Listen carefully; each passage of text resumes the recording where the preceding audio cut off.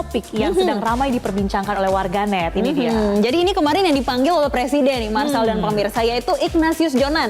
Ini pasti sudah familiar di kuping kita karena pernah menjadi Dirut KAI, pernah menjadi Menteri ESDM, sebelumnya pernah menjadi Menhub.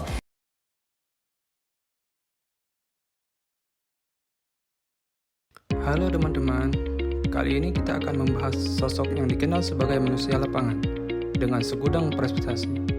Beliau adalah Ignatius Jonan. Namanya melambung tinggi saat menjabat sebagai Dirut PT KAI. Di tangan dinginnya, KAI berubah total dari pelayanan yang seadanya menjadi pelayanan sekelas maskapai dunia.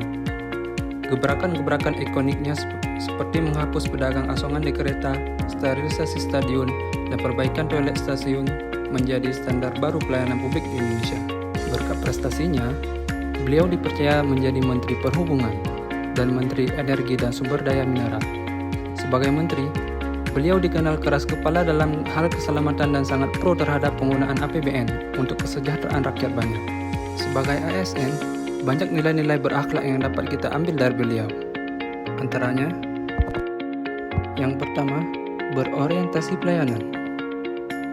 Sebelum eranya kereta api identik dengan kumuh, panas, jadwal yang berantakan, dan penumpang berdesakan hingga naik atap gerbong, Bapak Jonan mengubah mindset perusahaan dari produk-produk oriented menjadi customer oriented.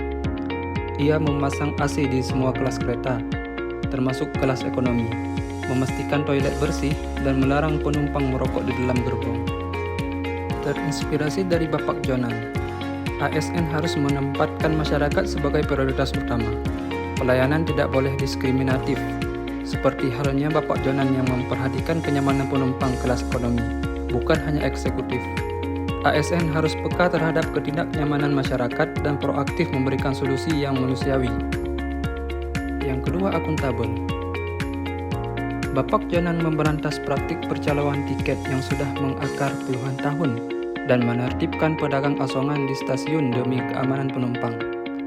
Ia juga menerapkan sistem boarding pass dan kesesuaian identitas untuk memastikan transparansi. Dari sisi manajerial, ia membalikkan keadaan finansial KAI dari rugi miliaran menjadi untung ratusan miliar dengan tata kelola keuangan yang transparan. Untuk inspirasinya, kita ASN harus berani memutus rantai praktik ilegal, pungli, dan maladministrasi di lingkungan kerjanya, meskipun hal itu sudah dianggap budaya atau kebiasaan lama. Yang ketiga, kompeten. Bapak Johan sendiri awalnya tidak memiliki latar belakang di bidang perkereta apian.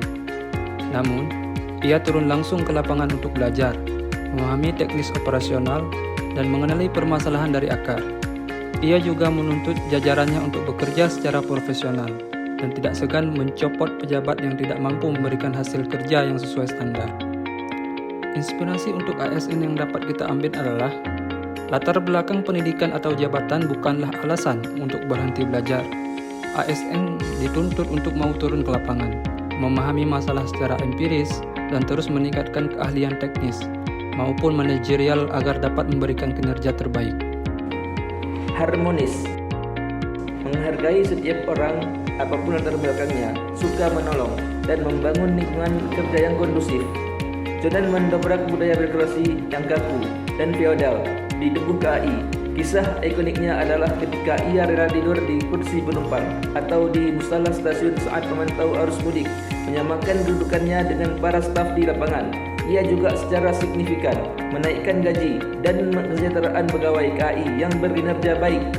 Pemimpin maupun pegawai ASN harus membuang jauh-jauh sikap arogan atau feodal, minta dilayani. Lingkungan kerja yang berharmonis dibangun melalui empati, kesederhanaan, dan apresiasi yang adil terhadap kinerja rekan kerja maupun bawahan. Loyal. Memegang teguh ideologi Pancasila Undang-Undang Dasar 1945, setia kepada Negara Kesatuan Republik Indonesia, serta menjaga nama baik sesama ASN, pimpinan instansi dan negara. Transformasi yang ia lakukan penuh dengan penolakan, ancaman, dan demonstrasi dari pihak-pihak yang berkepentingan terganggunya seperti calo dan preman stasiun. Namun, dedikasinya untuk menyelamatkan aset negara PDKI dan memberikan transportasi yang layak bagi rakyat Indonesia membuatnya tidak mundur selangkah pun. Loyalitas sejati bukan berarti sekadar asal bapak senang ABS, melainkan kesetiaan pada tujuan bernegara, yaitu melayani rakyat. ASN harus memiliki keteguhan hati untuk menegakkan aturan dan menjaga martabat instansinya meskipun harus menghadapi tekanan. Adaptif, terus berinovasi dan antusias dalam menggerakkan serta menghadapi perubahan. Tindakan Jonan yang melakukan modernisasi besar-besaran guna memanfaatkan teknologi informasi.